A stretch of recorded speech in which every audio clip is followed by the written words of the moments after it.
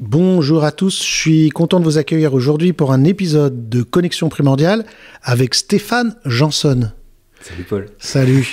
Et Stéphane, qu'est-ce que c'est que ce truc? Première école de respiration en France. Oui, c'est déjà une anecdote assez drôle. Parce que, bon cette appellation première école Ouais. est un petit peu provocatrice parce qu'on n'est pas les seuls à parler de respiration. Ouais.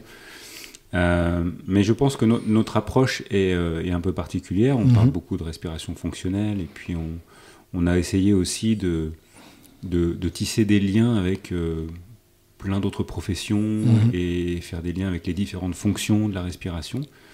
Mais pourquoi le premier, c'est que Géraldine, ma compagne, cherchait à me convaincre d'avancer parce que j'avais posé le livre, j'avais quand même testé une première formation, un peu Friends and Family, tu vois, juste pour tester un peu le concept. Et puis un jour, elle me dit, tiens, si tu crées une école, ce sera la première. Bim, voilà. Petit réflexe du marketeur que j'étais auparavant. Et je me suis dit, tiens, on y va. Et puis on verra ce que ça devient, parce que j'avais pas du tout de plan. Je sais même pas si j'en ai un aujourd'hui. J'ai un peu du mal à me dire, je serai où dans 10 ans, etc. Mais en tout cas, voilà, les bases étaient posées. Et surtout, derrière le mot école, je pense qu'il y a vraiment cette intention qu'on est en train de matérialiser, particulièrement depuis un an. C'est de dire que moi, je ne souhaite plus être le seul intervenant dans l'école. Ce qui m'intéresse, c'est justement la pluridisciplinarité, d'avoir des experts qui puissent partager leur perception de la respiration et qu'on puisse faire évoluer nos contenus et que je reste finalement le starter d'un mouvement, de quelque chose qui va grandir et puis de fédérer les gens autour de ça, c'est tellement bien. Tu vas m'expliquer comment tu en es arrivé là, mais déjà, tu as dit comme ça vite fait, j'ai posé le livre. Tu vois là derrière, j'ai 2 tas de livres. Ce sont que mes livres sur la respiration. Et j'avais pas celui-là. Stéphane Janson, la respiration, bien plus qu'une pratique essentielle.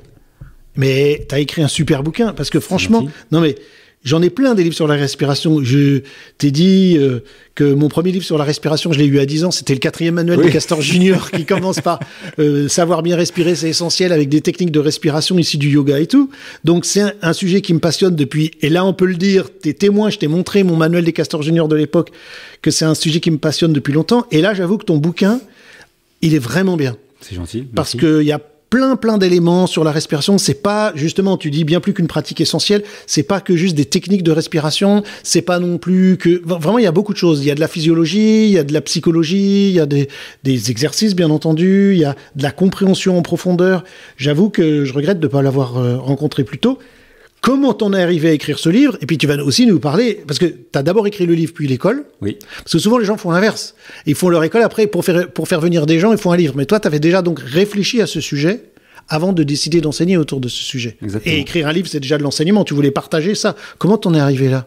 Alors déjà, écrire, c'était un projet d'enfant. Je ne savais pas sur quoi, mais j'avais toujours eu envie d'écrire. Je trouvais l'exercice assez intéressant de poser sur le papier. Voilà. C'est un petit peu quand on discutait tout à l'heure de tourner une vidéo. Quand c'est figé dans la vidéo, c'est figé dans la vidéo. Et quand c'est posé sur des pages, c'est le cas également. Et ensuite, le sujet respiration est venu un petit peu de lui-même. C'est une rencontre. C'est une rencontre avec un ami avec qui je faisais du triathlon plusieurs années auparavant. On prend un café à Montparnasse et il me dit, tu sais, je fais un truc super, je mets des glaçons dans ma baignoire et puis j'hyperventile et je fais des apnées. Ok, super. Okay, reprends un café peut-être. Et donc il m'explique ce mouvement qui est en train de naître à l'époque, on est en 2015 à peu près, avec Wim Hof et je prends l'info, je lui demande un petit peu plus de précision sur le protocole respiratoire. Et puis, dès qu'on se quitte, je me précipite pour trouver un endroit calme pour essayer, en fait, parce que je me dis, tiens, qu'est-ce qui se passe? Il a l'air tellement enthousiasmé par rapport à cette pratique. Et le fait est que je fais cette pratique, je regarde ma montre, 3h30, 4 minutes d'apnée, je me dis, waouh, il se passe un truc. Et surtout des sensations, des picotements, des petites crispations au niveau des mains, etc. Je dis, mais c'est bizarre, j'ai fait que respirer, en fait. Ouais. Et puis, ayant été athlète, ayant fait des arts martiaux, un peu comme toi, ayant fait beaucoup de yoga, où dans toutes ces disciplines-là, on nous dit respire, respire, Absolument. respire. Et là, je me dis, en manipulant le souffle, je déclenche des choses et je suis capable de faire des trucs que je ne pensais pas possible. Donc, je me suis dit, je vais aller contacter ce monsieur Wim Hof, et je vais voir ce qu'il présente. Donc, je suis allé m'inscrire pour être instructeur de la méthode. C'est ça. Donc, un des premiers en France. On est allé chez Wim Hof en Hollande d'abord, puis ensuite chez Wim Hof en Pologne, pour pouvoir apprendre de lui. Et puis, parce que Wim Hof, c'est un personnage, donc il parle avec ses mots, il explique les choses avec ses mots, et c'était pas forcément ma manière d'apprendre. Et la chance a fait que dans son équipe, il y avait un biochimiste, Casper van der Meulen, qui est devenu un de mes mentors en respiration, qui avait déjà une didactique incroyable, parce que c'est important, et en même temps des connaissances sur tout ce qui se passait dans le corps quand on ventilait comme ça. Et donc il m'a introduit à cette compréhension du corps, compréhension du système nerveux, compréhension de la biochimie, et ça m'a donné envie d'explorer davantage. Et puis c'était le démarrage. Après, j'ai lu tout ce que je pouvais trouver. Donc moi, j'ai une bibliothèque de livres sur la respiration. Et piocher dans les études, regarder un petit peu tout ce qui se faisait en dehors de France, parce que j'avais pas trouvé vraiment d'éclairage en fait, sur la compréhension de la respiration. Là, c'est ça qui m'animait, la compréhension. Et puis ce livre a voulu illustrer cette compréhension. Voilà. Je pense qu'on est animé par la même chose, de rendre la connaissance disponible, et à travers cette disponibilité de la connaissance, de rendre chacun un peu responsable de soi. Et pour moi, ça passe par la compréhension. Voilà. Donc ça, c'était le travail. Donc oui, c'est un travail un peu perturbant d'être devant sa feuille, devant son ordinateur, de ne pas savoir comment commencer, de faire des recherches, d'écrire, raturer, changer. Oui, ça. Et puis, puis je me souviendrai toujours du moment où j'envoie le manuscrit à mon éditeur, qui me dit « Ouais, c'est bien ce que vous avez fait, mais le dernier chapitre, il faudrait le mettre au début. » Ah ouais, mais alors là, ça veut dire qu'il faut que je change tout, parce que systématiquement, je fais des références tout au long du livre à ce qui se passe à la fin, et là, il faut que je commence par la fin. Donc, je m'y suis remis, j'ai 3 mois de boulot à nouveau. Wow. Et puis, on a même fini le dernier week-end avec Géraldine dans une chambre d'hôtel pour tout relire, et je finissais les derniers chapitres, elle les relisait tout de suite. Bref, ça a été c'est du boulot. Un parcours. Un parcours. Tu sais, moi, je suis éditeur, donc j'édite des livres, mais j'ai jamais réussi à en écrire un moi-même. J'ai essayé toute ma vie d'écrire des livres. J'ai des tas de brouillons de livres. C'est trop difficile. Donc maintenant, je traduis les livres des autres, je publie les livres des autres, et je préfère que les autres souffrent plutôt que moi. Et passent leur journée dans des chambres d'hôtel à relire leurs livres. Mais traduire, c'est déjà un exercice. Quand même. C'est un exercice, mais il n'y a pas un exercice où je dois réfléchir à comment organiser mes idées, etc., etc. Et oui, c'est un travail, mais en tout cas, bravo. Et sincèrement, moi qui ai aussi beaucoup de livres, c'est difficile de trouver un livre qui apporte du nouveau sur le sujet. Et là... c'est plus que juste un livre qui compile des choses. T'as dit, oui, j'ai regardé des études, des machins, mais il y a un tout cohérent que je trouve très intéressant. Et puis, tu parles de petites tranches de vie de toi-même aussi. Et je trouve que c'est toujours bien intéressant de voir par quel parcours les gens sont passés et on arrive là où ils en sont. Parce que là, évidemment, on vient de dire, on est tous les deux dans la cinquantaine, toi plutôt vers le début, moi vers la fin.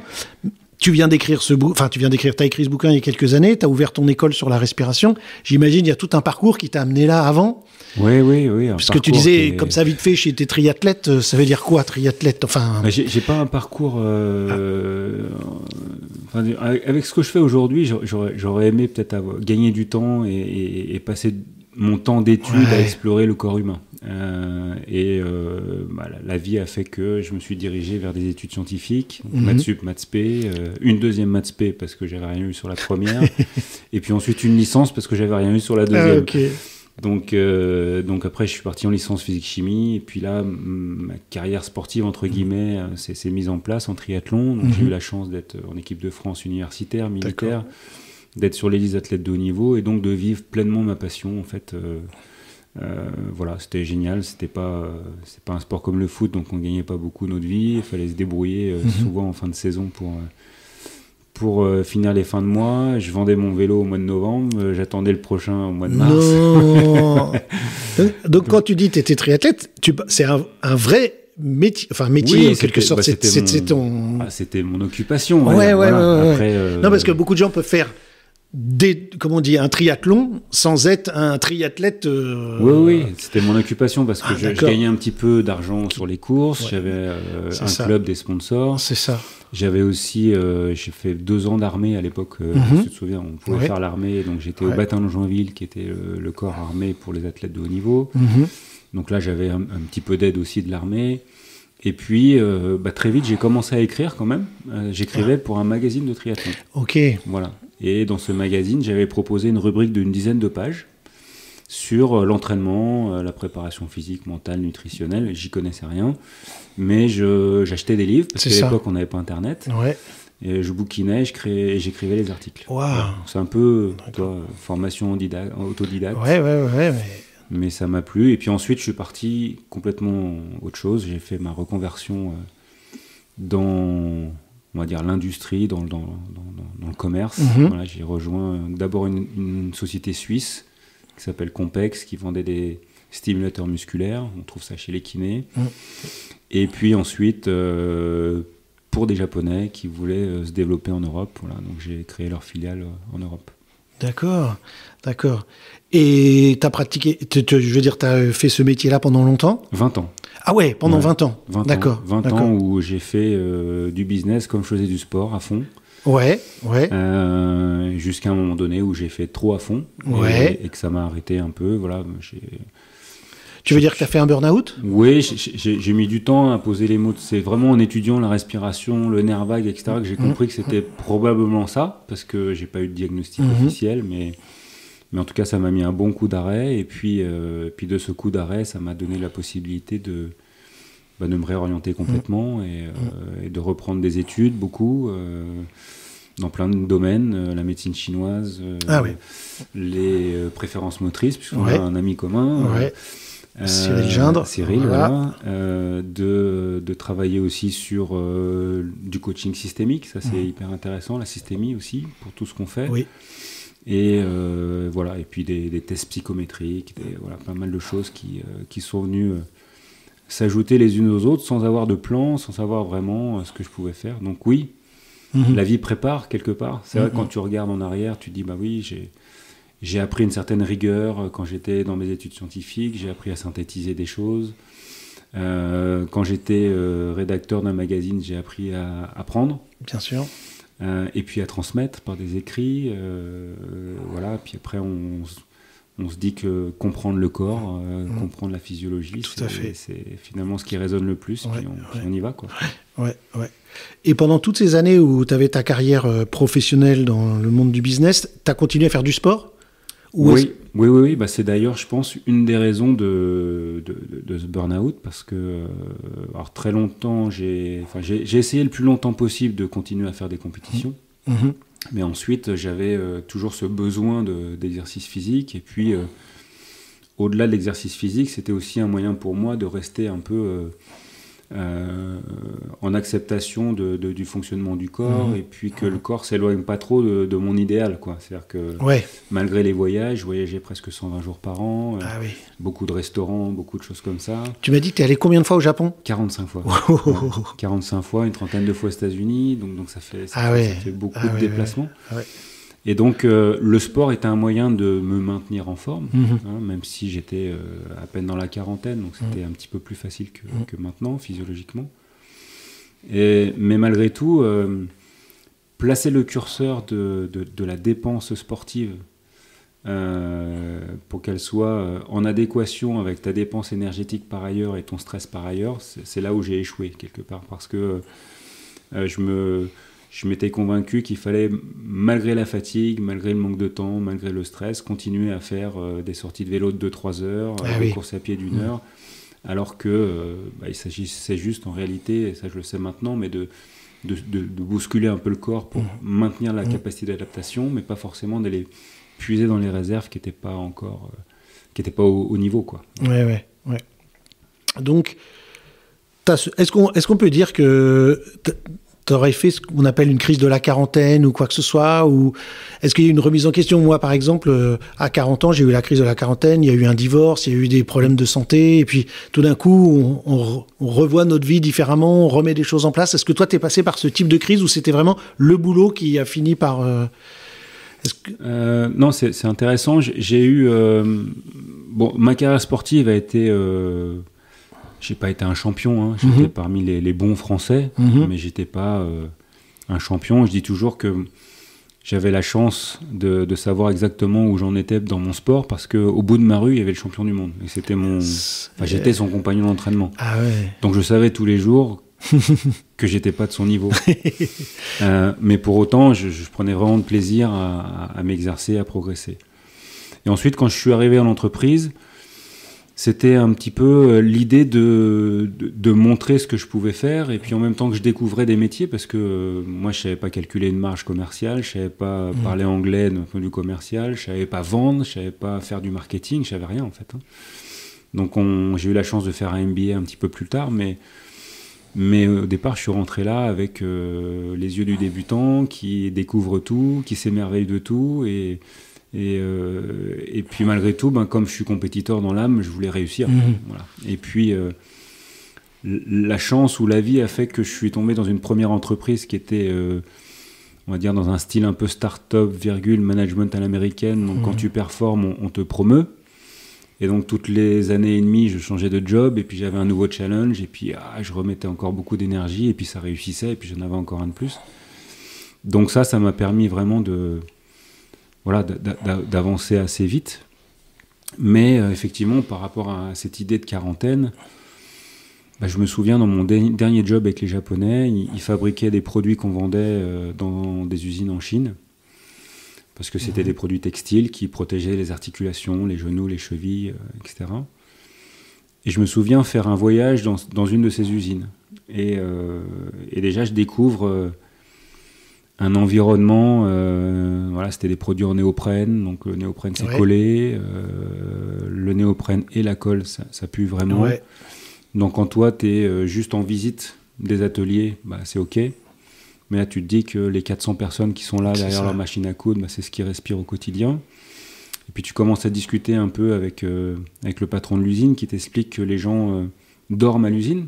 Voilà, parce qu'il y a un bâtiment à côté de l'usine pour que les gens soient sur leur lieu de travail, et que la plupart des femmes qui sont là, parce que c'était majoritairement des femmes, habitent en réalité à 400 km d'ici, parce que là on est dans la zone des produits textiles, et qu'elles reviennent une fois par an chez elles, et que leurs enfants sont élevés par les grands-parents. Une fois par an, t'as dit? Ouais, une fois par an, 2 fois par an, quand il y a un petit break d'une semaine, toi. Et là, tu te dis, est-ce que, quel est le sens en fait pour moi? Et je me rappelle vraiment de cette journée-là, ça a basculé en fait. Autant j'aimais le commerce, j'aimais bien sûr, visiter mes distributeurs, développer une marque, la rendre visible, tout ça, ça me passionnait. Négocier. Mais du coup, quand tu vois l'envers du décor et ce qui te permet d'être dans ton action toi, tu te dis, là c'est quand même compliqué. Ouais. Et donc, très vite, en fait, j'ai dit aux Japonais, on va réorganiser ce que j'ai construit pour vous. On sent bien que c'est un peu difficile, c'est loin de chez vous, etc. Donc, j'ai changé le business model. Ah ouais. On avait une filiale, je suis passé en modèle distributeur. Tous les gens de mon équipe ont pu retrouver un job chez une des marques qu'on distribuait. Et puis voilà. Puis là, tu te dis, ok, qu'est-ce que je fais maintenant? Qu'est-ce qui a du sens? Et le sens, la réponse était l'humain, ça je savais. Ouais. D'autant plus que j'ai fini cette expérience professionnelle dans la douleur, c'est-à-dire que j'étais moi-même très stressé, très en insécurité, parce que j'étais un peu seul, malgré que le fait qu'il y ait des Japonais actionnaires, j'étais un peu seul en Europe. Mon équipe était hyper courageuse, hyper engagée, mais on avait très peu de moyens pour amener des ressources, amener de la motivation, amener de la récompense. Et donc je suis devenu mauvais, en fait, vraiment. J'étais stressé, je prenais pas les bonnes décisions. Je peux dire aujourd'hui, même si j'ai mis du temps à le réaliser, que j'étais pas bon dans la relation avec les gens. J'ai fait souffrir des gens, j'ai souffert moi, mais j'ai fait souffrir. Et donc quand ça s'est arrêté, que j'ai cherché à comprendre comment comment réorienter la vie, clairement l'humain c'était important, mieux comprendre l'humain pour éviter tous ces désagréments, c'était important. Il y avait cette notion de transmission, qui m'animait vraiment beaucoup, mais j'avais aucune idée de comment ça allait se matérialiser, quoi. Ah ouais. Et donc ça t'a commencé à faire... Disons que c'est plutôt une histoire de valeurs où tu te rendu compte que tu n'étais plus en phase avec un certain nombre de valeurs que tu avais. Tu aurais pu décider, je claque la porte et je m'en vais. Non, tu as voulu restructurer d'abord les choses pour que les gens dont tu avais la responsabilité puissent eux-mêmes... Oui, parce que tu sais, quand tu démarres quelque chose avec une feuille blanche, c'était mon cas. En fait. Au départ, les Japonais savaient que je quittais mon emploi précédent. Ils étaient eux-mêmes mes distributeurs d'une marque que je vendais. On avait une relation de confiance. Et ils viennent me voir en disant, écoute, nous, on aimerait démarrer nos activités en Europe et on aimerait le faire avec toi. Bon, super. Donc, je commence en étant consultant.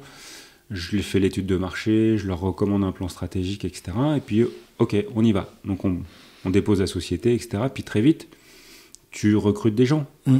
Et puis, moi, qu'est-ce que j'ai fait ? J'ai été chercher des gens que je connaissais, avec qui je travaillais dans la boîte précédente, en qui j'avais confiance. Et donc, tu les emmènes avec toi. C'est-à-dire que tu leur vends le projet, tu leur dis, ouais, ça va être génial, voilà ce qu'on va faire. J'ai aucune certitude, mais c'est super. Et puis, comme dans tout projet, les 3-4 premières années... c'est génial, tu as des difficultés, mais c'est normal, c'est le début, etc. Puis au d'un moment, quand au bout de 4 ans, c'est difficile, puis 5 ans, c'est difficile, là, c'est un peu long, la difficulté. Ouais.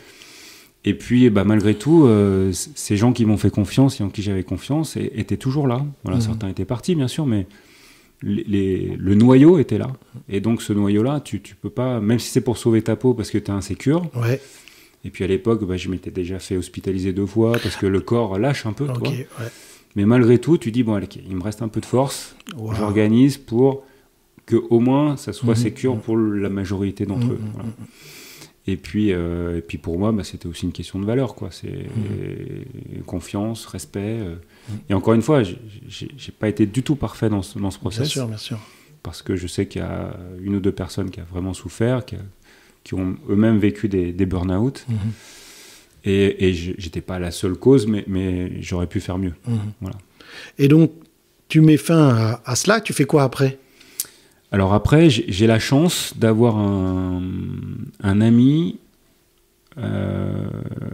c'est marrant la vie, hein, toi, c'est un gars qui était chez Nike quand j'étais athlète. Ouais. Et mon équipe était sponsorisée par Nike. Et il venait de temps en temps pour nous donner du matériel, etc. Et puis je le retrouve dans le business 15 ans plus tard, mais fortuitement. En fait, je voulais recruter un patron de filiale italien, et il se trouve que ce gars, Andy, avait un cabinet de chasseurs de tête, mais je ne savais pas du tout. Donc moi, je contacte un cabinet de chasseurs de tête sur Paris, spécialisé dans le sport. J'arrive dans le bureau, tac, on se retrouve. Bon, on fait le recrutement, il me trouve un gars génial et tout. Et puis, du coup, on était en contact régulier parce que c'est toujours bien de connaître un chasseur de tête quand tu es dans l'industrie aussi. Et puis que j'adore ce gars parce qu'il est hyper entrepreneur, toujours positif. Voilà. Et donc, Andy me dit que si tu n'as rien, moi, mon cabinet, en fait, j'ai envie de prendre un peu de recul. Si tu veux, fais des missions pour moi, quoi. Recrute des gens dans le sport. Et voilà, j'ai fait ça 3 ans. D'accord. Donc c'était super parce que je rencontrais des belles marques, etc. Même si au fond de moi, je savais que c'était pas le sens que je voulais donner. Parce que faut débaucher des gens d'une structure, les mettre dans une autre. Tu prends ta commission au passage. Plus ils sont payés, plus tu touches. Donc c'était un truc un peu bizarre là, mais c'était quand même chouette. Mais malgré tout, je commençais à me former dans des choses qui résonnaient un petit peu plus. C'est ça. La compréhension du corps, du cerveau, etc. Comme tu disais tout à l'heure, c'est l'humain qui te semblait important. Là. Donc cette mission, elle m'a acheté du temps, entre guillemets. C'est ça. Voilà, parce que j'ai pu avoir du temps pour me former en même temps que je faisais un truc qui était quand même intéressant. Et puis de là, paf, la piscine avec les glaçons. Voilà, la piscine avec les glaçons, et puis là je me dis je vais être instructeur de ça, donc Wim Hof, et puis quand je reviens de cet instructorat, je commence à acheter des petites piscines avec des glaçons, puis j'organise des ateliers, et puis quand tu as fait des ateliers de 2-3 heures, tu fais un stage de 2 jours, puis tu en fais plusieurs, et puis tu commences à parler beaucoup de respiration, et puis tu vois que ça te plaît de parler de respiration, parce qu'en face, tu as des gens qui découvrent la fonction respiratoire. Et puis à mesure, tu te dis, ça serait bien quand même que je comprenne un petit peu mieux. Et puis plus tu creuses, plus ça te passionne, plus tu vois les liens avec toutes les structures, le mouvement, la digestion, le vasculaire, l'émotionnel, le cognitif. Tu dis, wow, c'est fou. Et puis de l'autre côté, c'est pas un hasard si le diaphragme est au centre du corps, ça interagit avec plein de choses. Voilà, et donc, en fait, je dis on parce que Géraldine m'a rejoint, elle a son cabinet diététique et d'hypnose, et puis au final, on est tous les deux à temps plein dans cette aventure, on grandit ensemble, on s'enthousiasme ensemble, on a lancé le podcast aussi, sur lequel j'ai eu le plaisir de t'accueillir. Mais In the Air, c'est justement Cyril qui m'a dit « Écoute Paul, tu devrais écouter ce podcast In the Air ». Et franchement, je recommande à tous nos auditeurs du podcast Connexion Primordiale de regarder, de chercher In the Air. Je suppose qu'il est sur toutes les plateformes de podcast. Voilà, où tu invites des gens. Alors là, évidemment, j'ai pas encore été publié, mais donc on va rester mais vraiment des gens géniaux. Ouais. Il y a des médecins, il y a des professionnels, il y a des sportifs. Et à chaque fois, même des fois, j'écoute ton podcast. Puis je dis, a priori, cette personne ou ce sujet-là m'intéresse pas, mais bon, je fais confiance. Et à chaque fois, j'ai été pris. Il n'y a pas un épisode où j'ai pas trouvé non seulement le sujet intéressant, mais en plus, j'ai appris des trucs. Trop bien. Que j'utilise dans ma vie ou dans mes formations déjà, des choses que j'ai appris dans ton podcast. Vraiment, je sais pas comment tu fais pour trouver ces gens de haut niveau, mais tu frappes aux bonnes portes. Il y a des gens vraiment fascinants. Alors on est curieux, en fait, Géraldine et moi, c'est vraiment un métier passion. Je pense que c'est comme toi avec ta compagne, c'est quand on partage une aventure entrepreneuriale avec des choses qui nous parlent, qui ont du sens. Et ensuite, je pense que toi comme moi, on est sur des disciplines qui sont en phase de développement. Absolument. Ça veut dire que tous les jours, on découvre des nouvelles choses, absolument, parce que la science éclaire des trucs, et que ça nourrit notre appétence en permanence. Et donc, à la fois, on est curieux, on regarde qui prend la parole. Géraldine est absolument parfaite dans la prise de contact et dans l'explication de ce qu'on fait. Et pour moi, l'idée du podcast au départ, c'était vraiment de dire comment je peux montrer que la respiration est partout. Exact. Voilà. Et du coup, d'inviter des spécialistes qui sont parfois, on a l'impression que c'est complètement décorrélé de la respiration. J'ai eu des chirurgiens, des dentistes, des profs de yoga, plein de gens passionnants, des apnéistes peut-être aussi. Apnéistes, j'en ai eu deux déjà. Il y a eu un ancien professionnel du cinéma qui s'est reconverti en masseur et qui s'est spécialisé dans le diaphragme. C'était grandiose. Ah ouais, j'étais impressionné. Ouais. Donc à chaque fois, c'est des belles histoires humaines et en même temps des sujets très pointus qui nous font réfléchir, qui nous font regarder la fonction respiratoire un peu différemment. Voilà.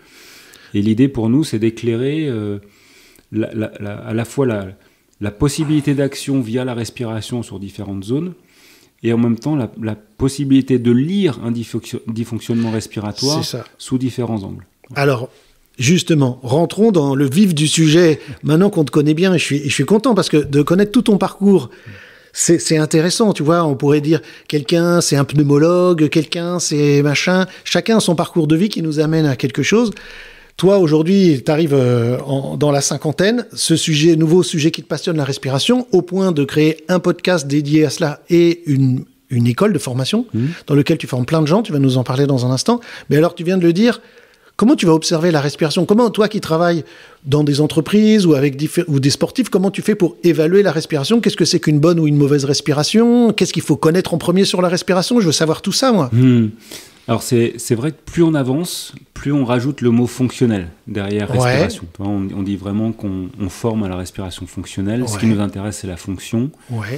C'est intéressant justement de poser ventilation versus respiration. Les Anglais utilisent ces deux mots, breathing, respiration. Nous aussi, on doit le faire. C'est un peu nouveau en fait d'utiliser ventilation. Tu veux bien expliquer aux gens qu'est-ce que c'est ventilation ? Parce que la plupart des gens, on dit respirer, ça veut dire je fais... Exactement. Voilà, j'ai respiré, j'ai fait une inspire, une expire, j'ai fait une respiration. Exactement. Et c'est pas ça. Cette partie ventilatoire, c'est ce que tu viens de faire. C'est-à-dire que je viens d'utiliser ma cage thoracique, mon diaphragme, pour étirer mes poumons, faire rentrer l'air, et ensuite relâcher le système, éventuellement même l'accompagner pour expirer. Voilà. Donc j'ai fait rentrer l'air, j'ai inspiré, et j'ai fait sortir l'air, j'ai expiré. Ça, on va dire que c'est la partie ventilatoire.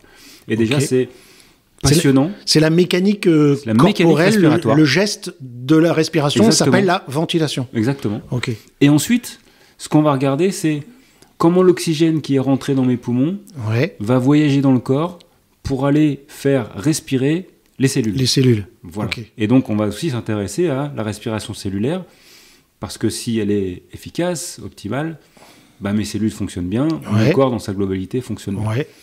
Donc, on a ces deux sujets.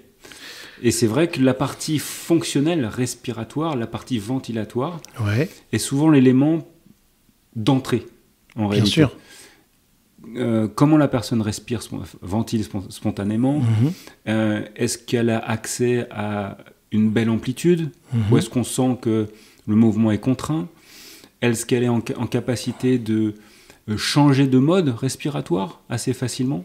Ça veut dire s'adapter en fonction de ce que tu fais? Voilà, s'adapter, c'est-à-dire je peux ralentir, je peux amplifier, je peux accélérer, je peux peut-être décider de respirer avec une zone ou l'autre. Est-ce que c'est la cage thoracique? Est-ce que c'est la partie haute de la cage thoracique? Est-ce que c'est la partie basse de la cage thoracique? Est-ce que c'est le ventre, enfin le diaphragme? Est-ce que j'ai accès à ce potentiel respiratoire? D'accord. Et de ce qu'on observe en cabinet et en formation, très souvent, l'accès à ce potentiel est très restreint, très contraint, pour plein de raisons. Juste parce que peut-être j'ai créé des tensions corporelles, j'ai créé des tensions émotionnelles, j'ai un physique qui me contraint. Par exemple, si j'ai une surcharge pondérale, je vais avoir du mal à ventiler avec le diaphragme. Il y a une pesanteur qui fait que j'ai du mal à mettre en mouvement. Si ma cage thoracique s'est rigidifiée, ou au contraire, ce qu'on voit de plus en plus, si elle s'est activée, c'est-à-dire que même quand je suis en fin d'expiration, elle est encore ouverte. Et j'arrive pas à vraiment vider mes poumons convenablement. Donc c'est-à-dire que ma ventilation n'est pas optimale par rapport à l'échange gazeux entre le CO2 et l'oxygène dont je vais avoir besoin. Tu veux dire que mon geste respiratoire, la capacité de faire rentrer l'air dans mes poumons, va pas être optimale par rapport à ce que je devrais ou pourrais faire, et que du coup mes échanges gazeux vont être moins bons. En fin de compte, je vais avoir moins d'air, moins d'oxygène dans mon corps. Alors l'oxygène, c'est le mauvais exemple, parce qu'en réalité, c'est souvent ça qui est complexe à expliquer. D'ailleurs, déjà, quand je commence à dire j'ai une école, souvent les gens rigolent, parce qu'une école pour respirer, ça fait 50 ans que je respire, j'ai pas besoin de toi. Merci beaucoup. Et puis je le fais 20 000 fois par jour, donc merci. Mais en réalité... Et 20 000 fois par jour, c'est pas un chiffre que tu as donné au hasard, c'est vraiment le cas. Oui, c'est ça à peu près. Okay. Et donc ce qui nous intéresse là, c'est bien sûr que je puisse optimiser l'apport en oxygène dans ma ventilation, mais en réalité, si je mesure ce qu'on appelle la saturation en oxygène de mon sang, c'est-à-dire la quantité d'oxygène portée par mon hémoglobine, même si je suis un piètre respirateur, je suis quand même à 96-98%. Donc c'est pas un vrai sujet, l'oxygène. Le vrai sujet, ça peut être éventuellement le CO2. Donc est-ce que je suis en capacité d'évacuer la juste quantité de CO2 dans mon expiration? Mais si on revient à la partie ventilation, ma ventilation va impacter ma posture, ma digestion, mon système vasculaire, mon système cardiaque, mon système lymphatique, mon système cognitif, émotionnel. Donc c'est plutôt ça qu'on va regarder dans un premier temps. C'est est-ce que, si mon diaphragme est bloqué, qu'est-ce que ça génère? Et est-ce que je peux éventuellement repérer des signes de dysfonctionnement autres que je peux associer à ce dysfonctionnement ventilatoire? Tu es en train de dire que la ventilation, c'est pas que de la respiration? Non, la ventilation, c'est du mouvement. Waouh. Et ce mouvement affecte... Redis le nombre de choses que tu as dit, là, je te vais compter sur tes doigts. Je t'ai dit digestion, par exemple, parce que c'est juste en dessous, c'est facile. Bien sûr. On peut descendre jusqu'au plancher pelvien, donc toute la zone un peu urinaire, là, ici on est bien calé. Au niveau du diaphragme, on va avoir des muscles importants, carré des lombes, psoas, qui sont directement liés à ma posture, à ma mobilité. Je vais aussi avoir toute la sphère cardiaque, le cœur, le péricarde sont connectés au diaphragme et donc vont avoir un mouvement. D'accord. Mes viscères, les reins, foie, estomac, intestin grêle, gros intestin, sont mis en mouvement par le diaphragme également. Ils ont besoin de ce mouvement, sinon ils sont obligés de le créer eux-mêmes, et ça c'est moins efficace et ça fatigue. Hein, les reins, ils parcourent 3 km par jour. Mais les reins, c'est tout petit, ça fait un tout petit mouvement, mais 20 000 fois. Mais 20 000 fois. Ouais. Donc, et ce mouvement, il est là pour une raison. Donc, si j'ai plus le mouvement, bah, il faut que je puisse le rétablir pour pouvoir normaliser certaines fonctions. Sinon, mon corps s'adapte. Ça, on est toujours en capacité d'adaptation, mais s'adapte par défaut avec des schémas souvent moins vertueux que le schéma prévu initialement, quoi. Donc, dans tout geste que je vais faire ou dans ma posture, la ventilation va avoir un impact sur ma gestuelle, sur ma posture, va avoir un impact sur tout ça. Tout à fait. Donc, ça veut dire que si j'ai mon diaphragme bloqué, si je t'écoute bien, ça peut gêner n'importe quel geste que je peux être amené à faire, y compris moi, mon dada, les enfants qui ont du mal à lire ou à écrire ou quoi que ce soit, ou le sportif ou le musicien ou quoi que ce soit. Bien sûr, ne serait-ce que la marche. Ah. Puisque dans la marche, le diaphragme est en permanence en accompagnement du déséquilibre qu'on est en train de produire avec la marche, et il ce système de caisson, abdominal, thoracique, bah, il se contracte, se relâche pour venir stabiliser et aider l'équilibre. Ainsi que, tu as cité le carré des lombes et les psoas, ils sont interconnectés avec le diaphragme. Bah oui, ils passent à travers ce qu'on appelle les ligaments arqués, donc ils viennent vraiment être en connexion avec le diaphragme. S'ils sont trop tendus, trop contractés, je vais avoir du mal à avoir de la mobilité diaphragmatique. L'interaction entre les trois va être inefficace, et ça peut créer des désordres un petit peu plus lointains. Les fascias. Bien sûr. Les fascias passent tous par le diaphragme, donc le mouvement diaphragmatique contribue à générer ce mouvement facial, du système facial, qui est important pour harmoniser, pour le coup, beaucoup de fonctions, quoi. Ok. Tu as aussi évoqué les émotions. Bah oui, les émotions. Tu dis bah oui. Au niveau du cerveau, l'interaction entre les différentes couches du cerveau et la zone génératrice des émotions, avec ce qu'on appelle le centre respiratoire, donc qui régule de manière autonome le rythme et l'amplitude respiratoire, mes émotions impriment un schéma respiratoire. Oui. Mais la beauté, c'est qu'un schéma respiratoire que je pourrais définir consciemment pourrait me permettre d'imprimer une émotion. Tu dis pourrait, mais j'ai lu, il y a de plus en plus d'études qui montrent que c'est le cas. Ah oui, bien sûr. Bien sûr. On sait ça depuis 2008, maintenant, les premières études. Et en particulier sur l'angoisse. L'angoisse, l'anxiété. L'anxiété, oui, l'anxiété, c'est ce que je voulais dire. L'anxiété, Alors, vas-y, je suis anxieux. Comment je dois ventiler? Là, on va chercher justement à déjà observer la respiration chez la personne anxieuse. En général, on va retrouver une respiration plutôt rapide, souvent peu régulière, donc c'est un rythme comme ça qui est perdu, souvent superficiel, souvent haute au niveau de la poitrine, et ça signe ce besoin d'activation en système insécure. D'accord. En mode combat ou fuite. Ouais. Et donc, si je veux reprendre le contrôle sur cette anxiété, je vais essayer au contraire de réaliser quelque chose de plutôt régulier, plutôt ample, et plutôt lent versus rapide. Voilà. Et ça, déjà, ça va me permettre de reprendre la maîtrise de cet état du système orthosympathique, de combat ou fuite qui est en train de se prononcer. Donc déjà, de respirer lentement avec le ventre, donc de manière profonde. Éventuellement, on peut rajouter nasal pour réguler le flux. Bien sûr. Et de manière comme ça, très régulière, c'est le modèle de la cohérence cardiaque par exemple, ça va me permettre d'adoucir mon système nerveux et donc d'adoucir cette anxiété. Après, je peux avoir des techniques flash qui vont me permettre de redescendre très vite. La plus connue, c'est le soupir physiologique. Absolument. On a cette étude d'Huberman qui nous a montré ça. Donc cette double inspiration avec cette longue expiration. C'est ça. C'est dans l'expiration que je relâche les structures, que mon rythme cardiaque s'apaise, que ma tension artérielle s'abaisse. Et ça me permet de reprendre le contrôle sur un état de mobilisation type orthosympathique. Je vois de plus en plus dans les psychologues, les gens en particulier qui font des thérapies cognitives et comportementales, qui s'intéressent de plus en plus aux techniques respiratoires et qui l'enseignent dans leur cabinet. C'est-à-dire qu'ils disent aux gens, au lieu de chercher à passer des heures à comprendre le pourquoi du comment des choses, on dit on va déjà vous apprendre à réguler vos émotions par la respiration. Alors les émotions et puis la zone nerveuse propice à la conscience de soi et au travail sur soi. Mmh.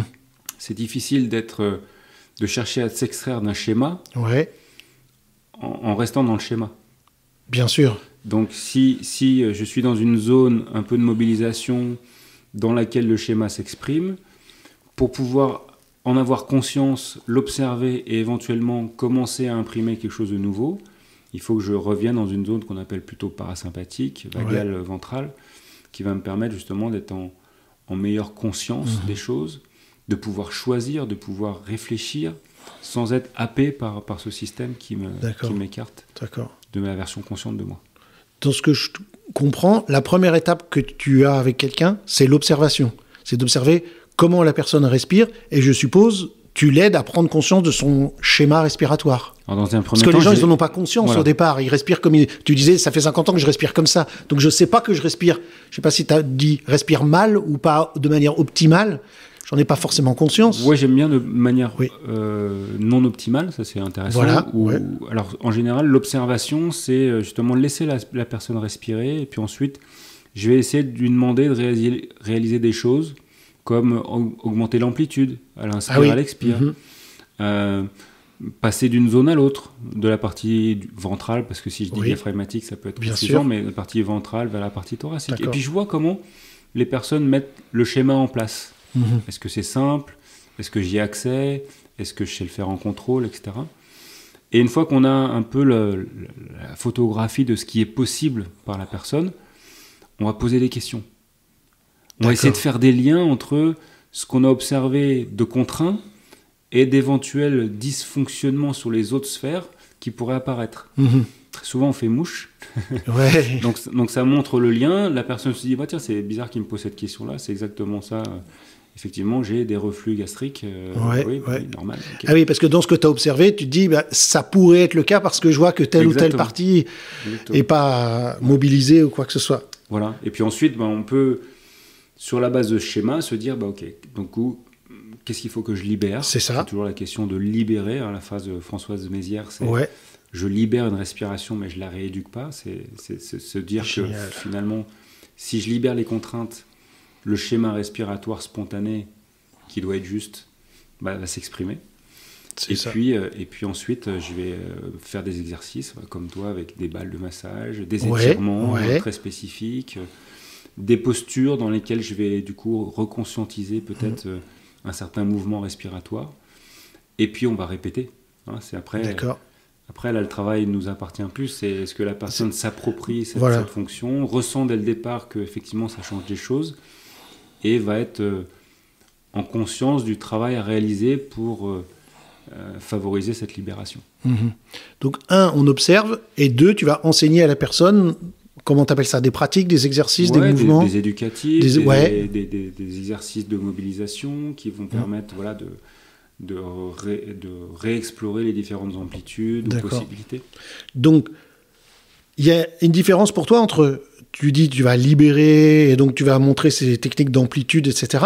Mais souvent, quand on voit des trucs sur la respiration, c'est par exemple la respiration au carré. Inspire 5, maintient 5, expire 5, maintient 5, etc. Qui sont des techniques que tu vas aussi utiliser, qui viennent en plus de tout ça, ou après qu'ils aient libéré au niveau du corps? Est-ce qu'il y a une progressivité? Est-ce que c'est... Alors, il y a cette partie ventilatoire qui est importante, c'est-à-dire que je me réapproprie mon potentiel ventilatoire. Ensuite, on va peut-être aider le corps à mieux réguler la respiration, et donc, là, c'est plutôt ce qu'on appelle la biochimie de la respiration. On va beaucoup parler de CO2, on va beaucoup parler de tolérance au CO2. Le mode de vie qu'on a aujourd'hui fait qu'en général, on expire un petit peu trop, on ventile un petit peu trop, et donc la respiration s'accélère. Mais quand la respiration s'accélère, c'est tout notre système qui s'accélère. Donc comment je peux simplement, dans la version autonome, réguler un peu la ventilation en travaillant justement par des petites apnées pour se réapproprier ce CO2, qui n'est pas qu'un déchet dans le corps, c'est un déchet de la respiration cellulaire, mais on en a besoin de ce CO2. Il potentialise pas mal de fonctions. Donc, on va essayer d'accepter à nouveau le CO2 pour allonger le temps entre deux expirations. Oui, parce qu'il y a un truc que moi je viens tu parlais du fait, ça fait 50 ans que je respire comme ça. Moi, ça fait un peu plus de 50 ans que je respire comme ça. Et tout d'un coup, je découvre en faisant de l'apnée que tu te retiens à ne pas respirer, soit dans la piscine, soit dans l'air. et je retiens ma respiration. Et puis tout d'un coup, je peux plus, donc je me respire. Et moi, jusqu'à il y a 3 mois, j'étais persuadé, c'est parce que j'ai besoin d'oxygène, j'ai plus d'air, donc il me faut de l'oxygène. Et on me dit, pas du tout, c'est parce que c'est l'excès de CO2 qui te donne envie de faire ça, mais ça n'a rien à voir avec l'oxygène. Regarde, prends un oxymètre et tu regardes, tu as toujours d'oxygène dans ton corps. Tu veux bien expliquer ce truc que, en fait, principalement, mon envie de respirer, c'est pas que je manque d'air, c'est qu'au contraire, j'ai trop de CO2 qui sature dans mon corps. Voilà, exactement. Et donc, il y a 3 paramètres qui sont mesurés par le centre respiratoire. Ouais. Donc, on a... Tu veux dire dans le cerveau ? Alors, à la base de notre cerveau et dans le bulbe rachidien, il y a tout un système complexe de neurones qui vont permettre d'évaluer ces 3 paramètres, donc l'oxygène dont tu parles, le CO2 et le pH du corps, donc l'acidité du corps. Le premier qui va être vraiment important, en réalité, c'est comme tu viens de le dire, c'est le CO2. Donc, c'est la possibilité d'expirer le CO2 qui est importante pour le corps, dans un premier temps. D'accord. Ensuite, je vais m'inquiéter de l'oxygène. D'accord. Et avec le CO2, on a une relation très étroite entre le CO2 et le pH. Donc en gros, si je gère le CO2, je gère le pH. Mais l'oxygène, c'est bien plus tard. Mais quand tu dis le pH, parce que le pH, j'ai des tonnes de trucs sur le pH, mange ceci, mange pas cela, ton pH dans ton sang, le pH de ton urine, le pH de ceci. Toi, tu es en train de me dire, ma respiration affecte mon pH. Oui. De mon sang ? De ton sang, oui, bien sûr. Bien sûr. Le CO2, quand tu le mélanges avec de l'eau, il donne de l'acide carbonique. Oui. H2CO3. D'accord ? CO2 plus H2O. Là, je vais faire semblant que je comprends ce qu'il dit. Vas-y, oui. H2CO3. Ouais. Et ça redonne une fonction qui donne des ions H+. Tu te souviens des cours de... non. Non, je ne les ai pas suivis, ces cours. Je ne suis pas allé à l'école. Donc ça dépend... le pH dépend de la concentration en ions H+. Et ça s'associe à un ion qu'on appelle bicarbonate. Ça, le bicarbonate, ça te parle, tu dois en avoir dans ta cuisine. Absolument. Voilà. Et donc, cette réaction-là, elle est réversible. C'est-à-dire que je peux la mettre dans un sens pour recréer du CO2 ou la mettre dans l'autre sens pour créer des ions bicarbonate et des protons. Donc, le corps, en fonction du niveau d'acidité, va pouvoir soit extraire des bicarbonates pour mettre un peu plus d'acidité, soit réinjecter des bicarbonates pour tamponner l'acidité. Et c'est comme ça que je vais pouvoir réguler mon pH sanguin. Et ça se régule comment ? Est-ce que j'expire plus de CO2 ou moins de CO2 ? Incroyable. D'accord ? Donc, ce système-là, il est important pour mon centre respiratoire parce que dès que ça dépasse des normes, ces normes en réalité, je vais accélérer la ventilation ou au contraire la ralentir. Donc du coup, quand on fait une apnée, c'est pas l'oxygène qui va me manquer. Moi, j'ai tendance à vouloir croire il me faut de l'air, mais c'est la saturation du CO2 dans mon corps qui dit il faut que tu recraches ce CO2. Exactement. En fait, il faut pas que tu inspires, il faut que tu expires. C'est ça. Et d'ailleurs, tu peux faire cet exercice de prendre une grande inspiration, de partir en apnée. Dès que tu sens que tu as un petit peu envie de respirer, tu expires un petit peu, tu continues ton apnée. Quand ça revient, tu expires encore un petit peu, tu continues ton apnée. À un moment donné, ça sera à la fin, mais parce que plus tu baisses ton volume pulmonaire, plus tu as du mal à évacuer de CO2. Mais c'est vraiment l'idée de dire, OK, j'ai trop de CO2. C'est ça. L'utilisation de l'oxygène, c'est bien plus tard. Tu as le temps, en fait, pour tomber dans un état qu'on appelle hypoxique, qui pourrait t'amener ensuite à un état de syncope, mais tu as vraiment beaucoup de temps. Mais alors, quel est l'intérêt ? Tu as parlé aussi du pH, etc. Je ne suis pas sûr d'avoir tout compris, mais j'ai envie d'explorer, d'en savoir plus là-dessus. Tu dis, on peut s'entraîner pour accepter plus le CO2, pour mieux résister à l'envie d'éjecter du CO2. Parce que jusqu'à maintenant, moi, je suis allé pas beaucoup à l'école, mais j'ai compris que je respire pour avoir de l'oxygène. Et toi, tu me dis, mon corps a... Moi, j'ai pensé que le CO2, c'est juste un déchet dont je dois me débarrasser et que c'est très mauvais pour moi, le CO2. Alors, le CO2, il est quand même... nommé au stade d'hormone par certains physiologistes. Voilà. Il y a des gens qui ont travaillé beaucoup sur le CO2 et qui utilisent ce mot parce qu'il catalyse beaucoup de fonctions.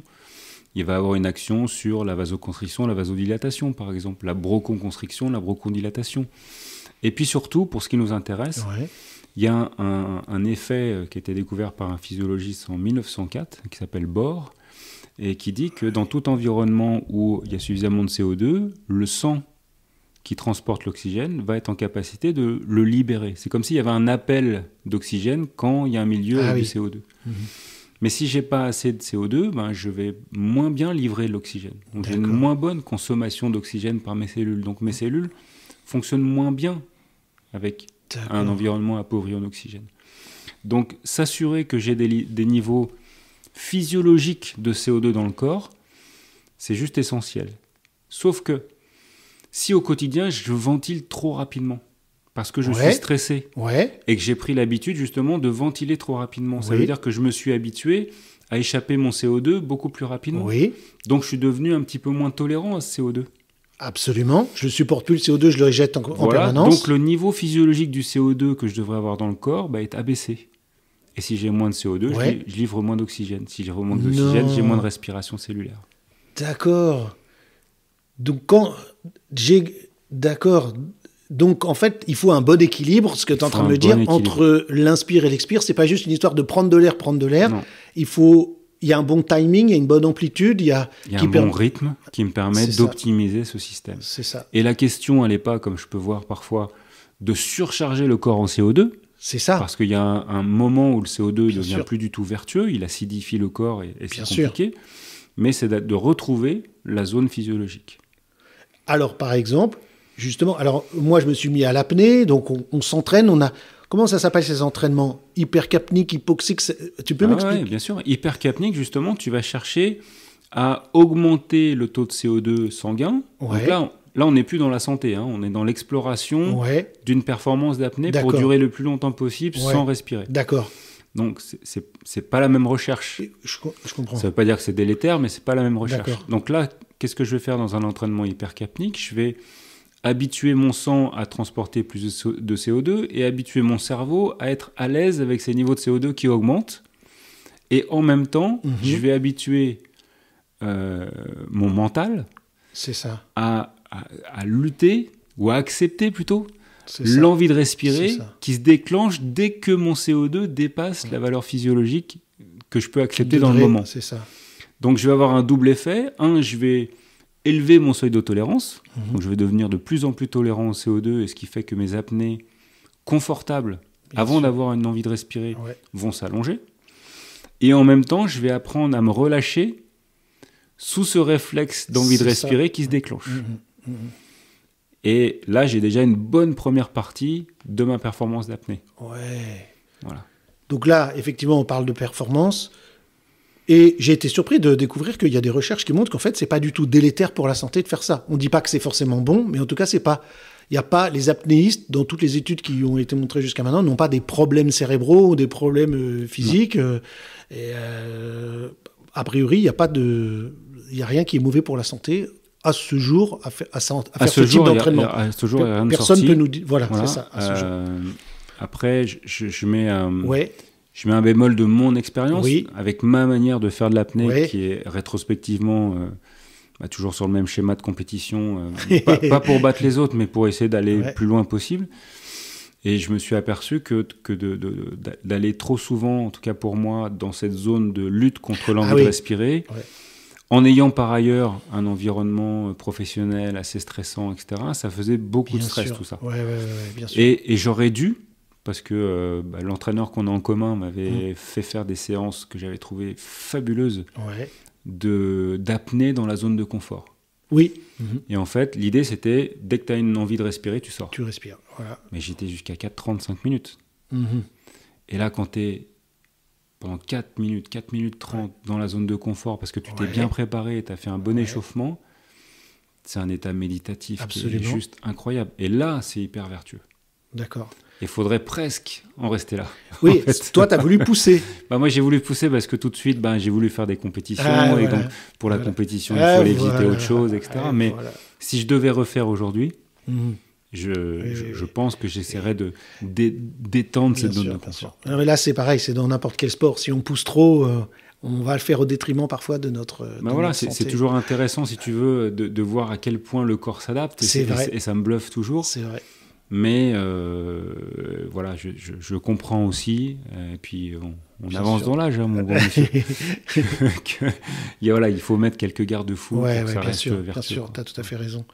Alors revenons justement à la bonne santé. On disait quelqu'un qui est un peu anxieux, il va en général avoir surventilé. D'ailleurs, quand nous, on est stressé, on a tendance à respirer comme ça de manière superficielle.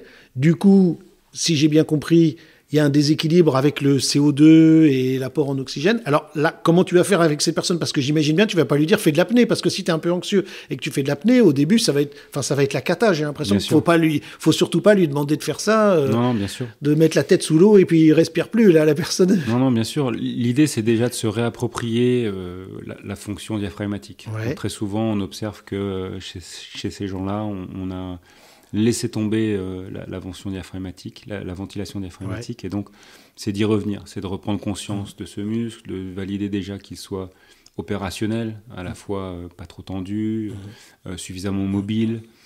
Donc là, il y a déjà tout un petit travail comme ça d'éducatif pour se réapproprier, observer s'il n'y a rien qui contraint le mouvement de ce diaphragme. Tu veux dire au niveau des tensions corporelles? Au niveau des tensions, au niveau de la posture, ah oui. Voilà, il y a pas mal de choses qu'on peut déjà observer là. Et puis ensuite, il s'agit de s'exercer à ralentir son souffle, et ça passera peut-être par un travail spécifique sur le CO2, mais c'est même peut-être pas nécessaire. Mais parfois, juste de libérer la fonction et de se réapproprier cette lenteur. Voilà, on parle de 10 à 12 respirations par minute, hein, c'est pas la peine de descendre à 4. Bien sûr, bien sûr. Déjà, au quotidien, de pouvoir ralentir, d'apprivoiser des bonnes expirations, et puis de se réfugier dans la respiration plusieurs fois par jour, hein, parce que pratiquer la respiration, bien sûr, je peux le faire en mode apnée, je me mets sur un tapis dans un coin, et puis pendant 1 heure, je fais des exercices. Mais en réalité, pas grand monde n'a le temps de faire ça. Bien sûr. Ou se donne le temps de le faire. Donc, ce que je dis souvent, c'est déjà dans ma journée, si je peux faire une micro-pause de quelques secondes, observer comment je ventile, ajuster, repartir. Si je fais ça 5-6 fois par jour, c'est déjà super. Tu vas conscientiser ta ventilation, ton geste respiratoire. Exactement. Et moi, évidemment, et les gens qui écoutent ce podcast, ils sont tous fans de réflexes, etc. C'est quand même ce réflexe respiratoire, tout d'un coup, tu prends le contrôle dessus, ton néocortex prend le contrôle dessus, et ce réflexe qui, 99,9% du temps, se fait tout seul, tout d'un coup, c'est le seul réflexe sur lequel on peut agir. Exactement. Comme ça, paf. Exactement. Facilement. Et il va agir sur plein d'autres choses. Et c'est ça le truc, évidemment. On pourrait dire que c'est le réflexe le plus large dans le corps. Je suis encore sidéré de toute la liste que tu as dit tout à l'heure sur ce que même pas la respiration, la ventilation fait au niveau corporel, au niveau émotionnel, au niveau des organes, etc. Donc, quelques minutes, quelques fois par jour, quelques conscientisations de ta respiration va avoir un impact sur plein de niveaux, en fin de compte. Bien sûr. Sur plein de niveaux. Et puis, on peut aussi décider de changer notre technique dans certaines conditions. Qu'est-ce que tu veux dire ? Par exemple, si je fais du sport, je peux très bien m'interroger sur quelle serait la meilleure technique dans mon sport pour respirer, par rapport à mes besoins de gainage, de posture, de rythme, et donc de m'entraîner à adopter un schéma respiratoire spécifique pour ma pratique sportive. D'accord. Si je parle en public, par exemple, là aussi, je peux décider de ventiler d'une autre manière. Si, fortiori, si je fais des disciplines comme le chant, etc., voilà, là j'ai vraiment besoin de la voix et donc de l'expiration. Si j'ai besoin d'être très concentré sur quelque chose, voilà, je dois absolument pas bouger. Je pense au tir notamment. Toi, quand je travaille avec des biathlètes, ils arrivent sur le pas de tir, ils ont le cœur à 180 pulsations minute, et là d'un seul coup, il faut envoyer une balle dans une cible très petite à 50 mètres. Donc il faut aussi pouvoir manipuler le souffle pour qu'il y ait le moins de répercussions possibles dans le corps. Et que ça soit au bon moment que j'appuie sur la gâchette, à quel moment je suis surpris, etc. Donc, mais alors là, j'imagine qu'il faut beaucoup s'entraîner avant pour être capable, lors de la performance, de retrouver cet automatisme-là. Bien sûr. Toi qui nages, quand c'est récent. C'est récent. Mais quand ton entraîneur te demande de nager en respirant une fois tous les 3 mouvements de bras, une fois tous les 5 mouvements de bras, il est en train de changer ton schéma respiratoire. Il est en train d'ajouter de l'expiration entre 2 inspires. C'est pas la même ventilation. Donc, ce n'est pas la même biochimie à l'intérieur de ton corps, et ce n'est pas la même signature du système nerveux. Voilà. Donc, tu trouveras peut-être le rythme qui te conviendra le mieux par rapport au coût et aux bénéfices. Là, je suis hyper fier. La dernière fois, il m'a dit tu dois respirer maximum 3 fois. Et j'ai fait 15 longueurs en respirant 0 fois à chaque fois. Voilà. Voilà, comme ça, t'es tranquille. Et là, t'es plus. Parce que tu sais, dans le crawl, c'est compliqué de quand est-ce que tu respires à droite, à gauche, tu vas prendre de l'eau dans ma nouvelle technique, c'est tu respires plus. Voilà. Tu respires au départ de la piscine et à l'arrivée, tu respires. Je savais pas que j'interviewais Laurent Manodou. Non, mais Laurent Manodou, j'ai un truc à lui dire, arrête de respirer et tu perds du temps à faire ça. Tu sais, il respire pas sur 50 mètres, lui. Ah oui, c'est sur 50 mètres. Ah ouais. Il n'y a aucune respiration sur 50 mètres, ça c'est sûr. Et là, il respire une fois et il refait 50 mètres. Bah non, après il s'arrête. Ah bah oui. Ouais. Ah bah encore mieux, c'est fini. Fin de l'histoire. Écoute, tout ça me passionne énormément. Je voudrais quand même t'interroger sur un autre truc, parce que Tim Anderson, beaucoup de gens, tout le monde qui écoute mon podcast Connexion Primordiale connaissent Tim Anderson et sa méthode Original Strength OS avec ses resets. Et quand il vient donner les cours une fois par an, il vient avec un kiné et qui nous a parlé plusieurs fois lors de la respiration et de l'importance de la respiration nasale, et entre autres pour ce fameux... Et la première fois qu'il a dit en anglais, j'étais pas sûr de traduire oxyde nitrique. Eh oui. Là, vas-y, là ça, tu vas m'aider parce que comme il va revenir au mois de juin, je voudrais bien traduire le truc. C'est quoi ce truc oxyde nitrique qui aurait des vertus a priori magiques qui est dans mon nez? J'ai traduit, donc j'ai fait style, je sais de quoi lui il parle, mais moi j'étais pas sûr de tout comprendre. Ouais, super. Bah écoute, oui, c'est un des 3 gaz de la respiration qu'on utilise de manière commune. Ah non, t'as dit CO2. Oxygène, et voilà que tu me rajoutes. Bah voilà, je te parle de l'oxyde nitrique maintenant parce que tu m'en parles. C'est pas forcément celui dont on va parler tout de suite. Bien sûr. Mais il est intéressant de le mentionner déjà parce que on découvre de plus en plus tous ses bienfaits. C'est un gaz qui a été mis un peu sur le devant de la scène en 98 parce qu'il y a eu un prix Nobel sur son action au niveau de la sphère cardiaque notamment. Et donc, on a découvert qu'on pouvait aussi produire cet oxyde nitrique au niveau de des voies aériennes et des sinus. Excuse-moi, l'oxyde nitrique, il y en a dans l'air ? Alors, il y en a dans l'air, il y en a qu'on produit à l'intérieur du corps. On en fabrique ? On en fabrique. Alors, est-ce qu'on fabrique... Oui, on fabrique du CO2 parce que c'est un truc chimique avec l'oxygène, voilà, on fabrique du chimique, CO2. C'est chimique. Et là, on fabrique aussi de l'oxyde nitrique. Oxyde nitrique. Voilà. Ça s'écrit comment ? Un atome d'azote et un atome d'oxygène. Ok. Donc l'azote, il est dans l'air, l'oxygène est dans l'air et on fabrique. C'est NO alors. NO, exactement. NO, oxyde nitrique. Voilà, ou monoxyde d'azote. Ah, c'est ça que c'est, monoxyde d'azote. Voilà. Ah ben tu vois, quand j'ai traduit le truc, il a dit oxyde nitrique, j'ai traduit oxyde nitrique, mais c'est ce qu'on appelle aussi le monoxyde d'azote. Monoxyde d'azote, tout à fait. Ok. Alors, et donc ce gaz, il peut être produit à différents endroits du corps. On le retrouve notamment dans les cellules des parois vasculaires, des vaisseaux sanguins. Et pour ce qui nous intéresse directement dans la ventilation, c'est au niveau du nez que ça se passe. Donc effectivement, dans la cavité nasale, dans les sinus, les épithéliums, donc les muqueuses qui tapissent ces environnements, vont pouvoir produire ce gaz. Et ce gaz, il est important parce qu'il est presque la première ligne de défense de notre respiration sur le plan immunitaire. Il contribue avec les poils du nez, le mucus, les cellules ciliées du nez à lutter contre virus et bactéries. Voilà. Il est antibactérien, antiviral. Et en même temps, il a un effet vasodilatateur, c'est-à-dire qu'il va ouvrir les vaisseaux et augmenter les surfaces d'échange. Oui. Et pour la diffusion des gaz, la surface d'échange est un élément primordial parce que c'est vraiment ce qui permet d'optimiser les diffusions. Donc ça va vraiment m'aider dans la possibilité de diffuser les gaz dans mon système alvéolo-capillaire. D'accord. Voilà. Et en même temps, cet effet antibactérien, antiviral, c'est hyper intéressant. Donc je peux, par certaines manipulations, par exemple, décongestionner mon nez grâce en partie à cet oxyde nitrique qui va ouvrir un petit peu tous les vaisseaux et toute la zone nasale. Et donc évidemment, ça ne se produit que si on respire par le nez. Exactement. Voilà. Et plutôt lentement. Ah oui. Voilà. Si je respire un peu trop vite... Donc quand je suis stressé et que je vais respirer...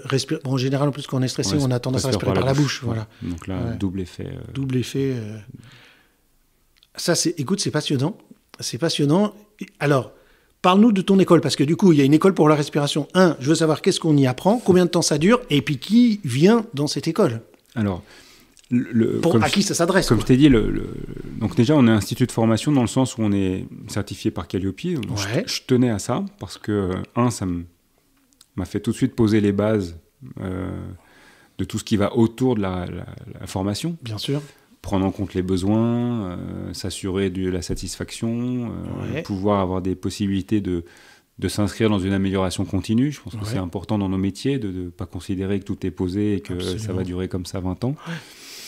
Donc ça, c'est l'élément important pour nous. Et puis ça suppose quand même qu'on ait les bons supports, la bonne pédagogie, etc. Éventuellement, le contenu qu'on raconte pourrait être stupide. Oui, on aurait quand même Calliope, mais en tout cas, l'architecture et la structure est validée. Requis.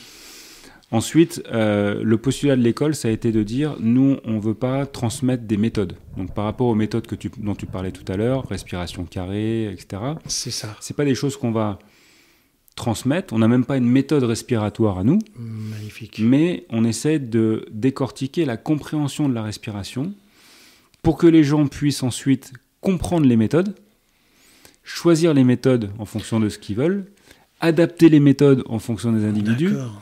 Et éventuellement créer les leurs. Et puis s'ils veulent les déposer, ils les déposent. Donc ça, c'était l'idée. Ensuite, à qui on s'adresse? L'idée, c'était que notre travail soit disponible au plus grand nombre. Ça me semblait difficile de faire beaucoup de stages ou beaucoup de formations pour toucher un grand nombre. Donc on s'est dit, qui on pourrait former qui puisse relayer le message? Et là, on est tombé sur les professionnels de la santé. Bien sûr. Kiné, ostéo, on a eu des médecins, pneumologues, dentistes, orthodontistes. Et ensuite thérapeutes. Bien sûr. Sophrologues, hypnothérapeutes, etc. Ensuite professeurs, yoga, pilates.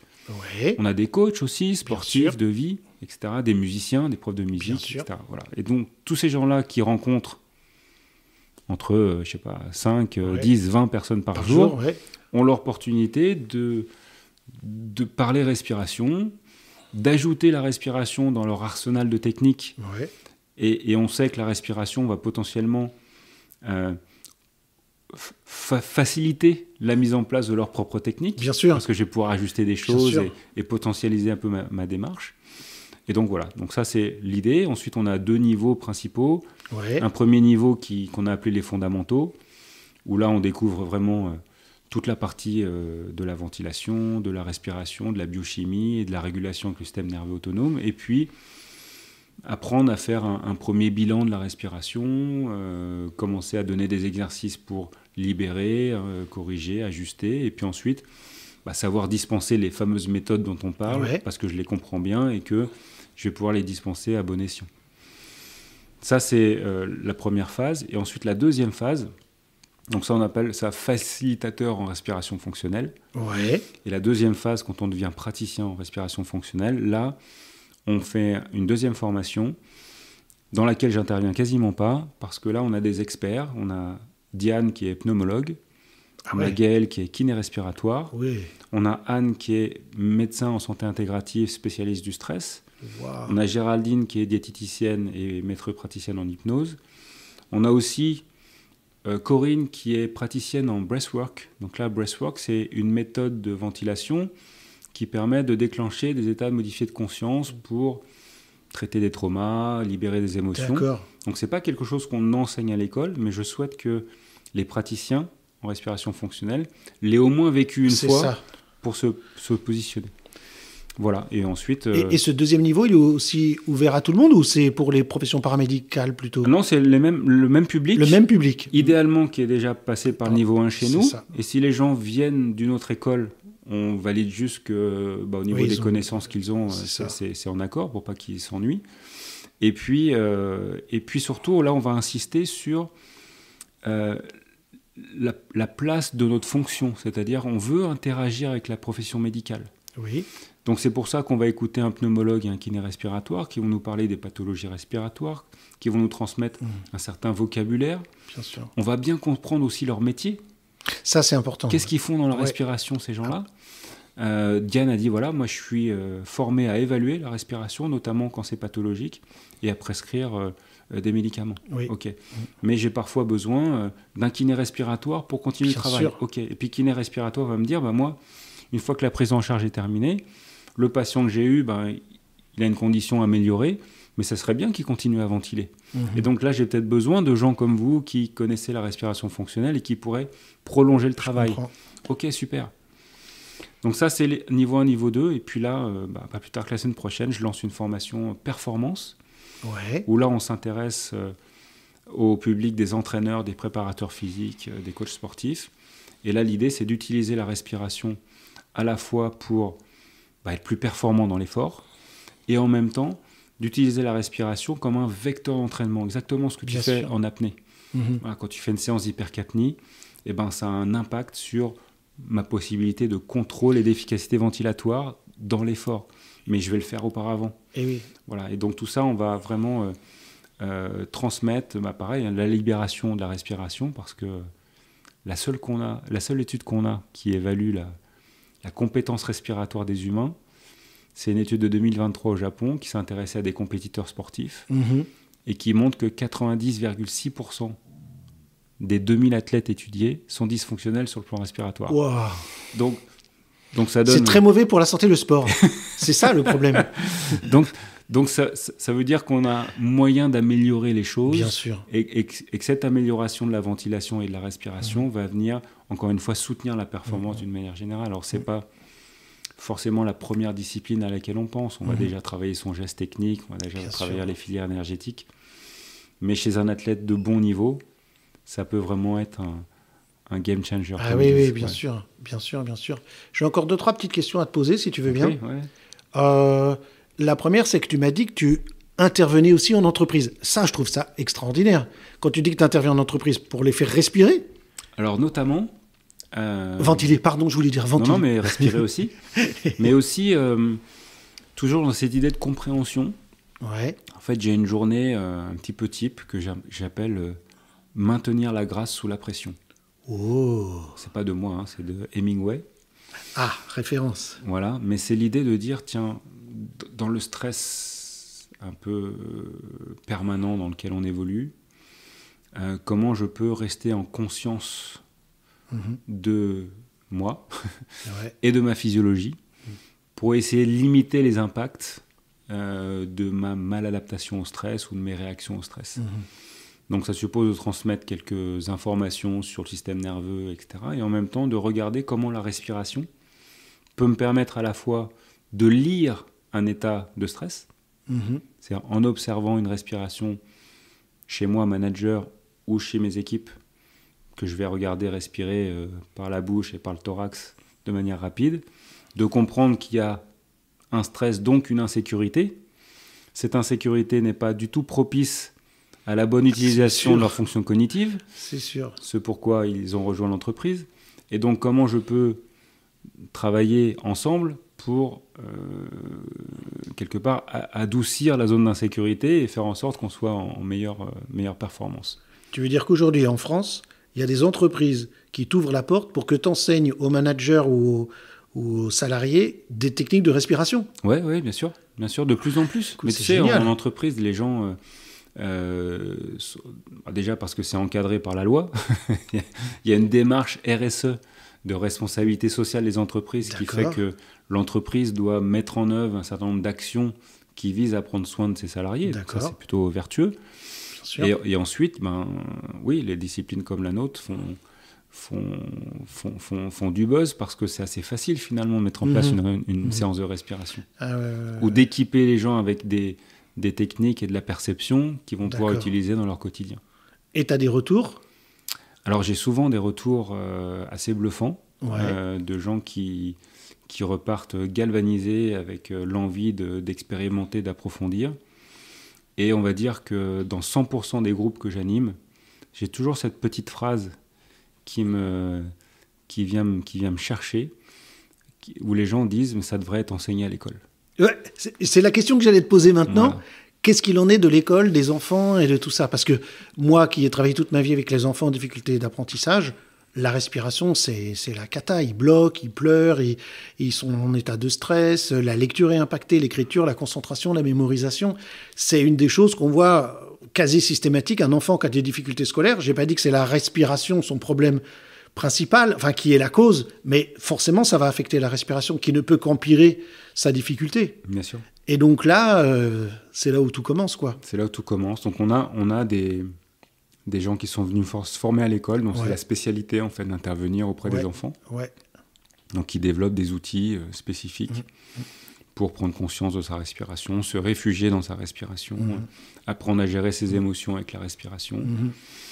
Il y a des aussi professionnels de santé qui peuvent être un peu plus surprenantes pour les personnes non initiées, mais un orthodontiste par exemple, qui va s'intéresser à la respiration que corriger une ventilation ou la rendre à nouveau nasale, avec la bonne position de la langue, la bouche fermée. Absolument. Ça va contribuer aussi à la bonne structure oro-myo-faciale et donc à la bonne dentition également. Oui. Voilà, donc petit à petit, ça essaime comme ça. Et génial. Pour moi, on est au tout début. Hein. Bien sûr. Au tout début, bien on est sûr. vraiment... j'allais dire, on est des bébés dans le domaine, mais oui, c'est encore une fois, je découvre tous les jours et si j'avais les possibilités, les ressources, on irait plus vite, mais pour l'instant, on chemine pas à pas. Écoute, je suis super content de cet entretien avec toi. En IMP, comme je te l'ai dit quand tu m'as, toi, interrogé dans ton podcast d'hier, je suis vraiment fier d'y être dans ce podcast. Quand je vois tous les noms qu'il y a dans ton podcast, je crois que je vais même m'écouter dans le podcast. Génial.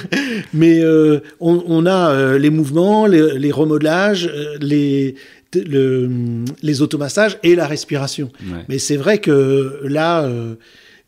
il y a beaucoup de choses à explorer. Comme tu dis, on est des bébés encore dans ce domaine. Et quand on sait que les yogis font ça depuis des siècles et des siècles, mais aujourd'hui, avec tous les apports de la science, etc., on découvre plein de choses. Donc, dernière chose, peut-être, c'est... Donc, dans ton école, là, c'est une formation hybride. J'ai vu, il y a une partie de la formation, c'est en distanciel, mais en direct. Mais en direct, oui. Mais en direct. Et puis, tu as un stage pratique. Un stage pratique de 4 jours. Attends, j'ai vu des vidéos sur ton site internet. Franchement, ça donne envie. Les gens, ils se font des automassages, ils se font des trucs. Et le truc qui m'a le plus impressionné, à un moment donné, tu souffles dans les poumons. Il faut pas le dire. Si, bien sûr. C'est-à-dire, dans ton école, vous faites une vraie dissection d'un porc. Oui, en fait, on a un partenariat avec notre boucher à Annecy. Vous mangez tout après? Non, on mange rien, mais c'est l'idée en fait d'observer cette fonction ventilatoire in vivo. Ouais. J'ai un de mes enseignants qui m'a permis de découvrir ça dans ces conditions. Et en fait, quand on voit un poumon se gonfler, parce que mais là, moi, c'est juste impossible de le voir. Ça m'a foutu une claque. On s'aperçoit déjà la texture elle-même est intéressante. Donc on voit la fragilité, on voit l'élasticité, on voit ce qu'on appelle le recoil, donc le retour d'élasticité qu'on va avoir quand on expire. Ouais. Parce que l'expiration, c'est d'abord un mouvement passif. C'est parce que j'ai étiré les structures qu'ensuite elles reprennent leur posture d'équilibre et qu'elles permettent l'expiration. On va voir aussi tous les liens avec le cœur, parce que souvent on a le cœur qui vient aussi, donc on voit sa place, on voit les contraintes quand on gonfle les poumons. On a des petits bouts de diaphragme, donc on voit la texture, on voit la force aussi musculaire du diaphragme, c'est un muscle hyper fort. Bref, voilà, on s'émerveille à chaque fois. Combien de promos par an? On fait 4 promos de ce niveau 1. Donc 4 démarrages par an possibles. Voilà. Okay. Et un niveau 2. Voilà. Ton site internet? Breathing. T'es fou, toi. Breathing. B-R-E-A-T-H-I-N-G. -du-6. Oui. Académie avec un Y. Ah, tout en anglais. Yes. Academy. Breathingacademy.com. Et voilà, exactement. La raison, c'est en fait, depuis que je travaille dans l'entreprise, bien sûr, j'ai toujours créé une académie dans les structures dans lesquelles j'étais. Parce que j'ai eu la chance de travailler pour des sociétés qui vendaient des produits en lien avec les muscles, les articulations, le système veineux. Et donc, à chaque fois, j'étais ramené dans le corps. Et il y avait l'utilité et la nécessité de former les gens pour qu'ils sachent apprécier la qualité du produit et surtout vendre le produit. Donc, on avait à chaque fois des académies qui enseignaient les rudiments anatomiques en lien avec le produit et aussi les protocoles que le produit permettait. Et donc, ce terme académie, ça m'est toujours resté. Alors, et j'ai dit, bon, allez, Breathing Academy. Ça y est, t'as ta propre académie. C'est ça. Et pour revenir à ton histoire personnelle, on peut vraiment dire centré sur l'humain. Exactement. Du premier souffle au dernier souffle. Voilà, c'est ce qui fait qu'on prend énormément de plaisir dans les réunions en présentiel. À la fois parce que on est avec les gens, on est dans un super lieu au bord du lac d'Annecy, ça ne peut pas être mieux. On est vraiment au bord du lac. Et en même temps, ce qui nous plaît dans ces formations, c'est que ce sont des professionnels de différents univers. C'est ça. Donc, quand un orthodontiste discute avec un kiné, qui discute avec un prof de saxo, et qu'on parle respiration, parce que c'est le catalyseur, on s'ouvre sur plein de choses, en fait. Et donc, c'est comme ça qu'on continue à avancer en faisant des liens les plus improbables. Toi, la semaine prochaine, je vais à Lille et je vais interviewer un urologue. Oui. Parce que cet urologue, il a fait des études sur l'endométriose. Bien sûr, passionnant. Et que 3% des cas d'endométriose sont des endomètres qui migrent au niveau du diaphragme. Non. Et donc un impact sur la respiration. Ce monsieur, il était au colloque de Bernadette de Gasquet l'année dernière. Oui. Et donc, on a pris contact avec lui et ça m'intéresse vraiment de creuser ce lien. Bien sûr. Improbable. Improbable, oui, et là, a priori. Mais quand même, qui peut être très, très important. Voilà. Un mot de la fin, Stéphane. Là, il ne nous faut pas 1 heure de podcast, il nous faut plusieurs heures de podcast. Évidemment, je peux encourager que nos auditeurs à aller regarder le site de ton école et puis de se former à la respiration, surtout si vous êtes passionné par l'intégration motrice primordiale. On peut pas faire meilleur complément que ce que j'ai vu de ta formation. En tout cas, c'est gentil. Non, ça ferait plaisir. Et puis, on a envie j'ai envie de t'avoir comme prof parce qu'on a effleuré du doigt quelque chose. Et puis, j'ai l'impression d'être intelligent à t'écouter parler. Et ça donne vraiment envie d'en savoir plus. Et surtout, j'ai expérimenté, évidemment, sur moi les bienfaits de la respiration. Et je pense que c'est quelque chose qui est... Et c'est bizarre de dire ça, méconnu aujourd'hui, quand on sait que c'est quand même Il y a des choses sur la santé qui sont difficiles à comprendre ou à mettre en place, etc. Même si on parle de la nutrition, tu vois, la nutrition, c'est très compliqué, la nutrition, parce que tu peux lire 10 000 livres de nutrition, ça va être compliqué de trouver une bonne nutrition, etc., une alimentation. Mais la respiration, comme on vient de parler des enfants, tout le monde devrait apprendre. Pourquoi ça ne se fait pas à l'école ? Et ça nous apporte tellement de choses. Moi, j'ai fait véritablement, c'est vrai, tout à l'heure j'ai dit ça en blaguant, mais des crises d'angoisse suite à des stress que j'ai eus il y a pas mal d'années. Et si je n'avais pas eu la respiration, j'aurais dû me bourrer de médicaments, tu vois. Parce que la souffrance est tellement grande quand tu as de l'anxiété. Et la respiration, justement travailler sur le soupir physiologique, etc., m'a transformé. Et dès qu'on ressent du stress dans la vie, dès qu'on peut renouer avec cette respiration, je crois que c'est un des plus beaux cadeaux. Et toi, tu nous enseignes ça. Alors vraiment, Stéphane... Et c'est important, quelque part, Il y a un élément qui est à la fois génial autour de la respiration, c'est qu'on en parle de plus en plus, que la cohérence cardiaque, ça devient assez connu, reconnu. Que néanmoins, il ne faut pas oublier que le schéma ventilatoire... C'est ça. Conditionne quand même beaucoup l'impact réel de toutes ces méthodes. Merci beaucoup. Donc, à un moment donné, c'est aussi bien d'aller visiter... C'est pas juste une technique. Exactement. C'est bien plus vaste. Et j'espère que tout le monde a bien compris ça. Et en tout cas aussi, en plus de... Alors, ton école breathingacademy.com, ton podcast In the Air, il faut écouter tous les épisodes. Franchement, tous les gens qui s'intéressent à l'IMP, vous écoutez tous les épisodes, sauf le mien. Vous en avez trop entendu, trop parler. Non, mais pas les gens qui écoutent Connexion Primordiale, ils m'écoutent tous les jours. Je fais le podcast. Ils en ont marre. J'ai fait le podcast en balade avec Paul tous les jours. Ils en peuvent plus. Donc l'écoutez pas. Mais les autres, c'est bien. Et puis aussi, ton bouquin, Stéphane Jansson, J-A-N-2-S-2-O-N-E, la respiration, bien plus qu'une pratique essentielle, à Dauphin Édition. Voilà, les éditions de Dauphin. Édition du Dauphin. Moi, j'ai écrit Dauphin Édition. Oui. Voilà. Et merci beaucoup. Et je vois, il y a un petit bandeau sur le truc. En respiration, automatique ne veut pas dire juste. Oui. Ah, c'est chouette, ça. C'est chouette.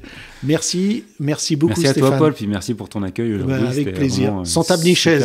Tu peux bien. témoigner que c'est vrai. Tu peux dire à tous les gens. Parce que j'en dis dans mon podcast. Est-ce que tu as vu des tables chez moi ? Aucune. Des chaises. Une petite table. Oui, une mini table pour poser les micros. Voilà. Une chaise. Tu vois, une chaise, c'est un canapé. Pas de canapé. Un écran. Pas d'écran. Eh ben, c'est parfait. Mais deux tapis. Des tapis pour se masser, se rouler au sol et tout.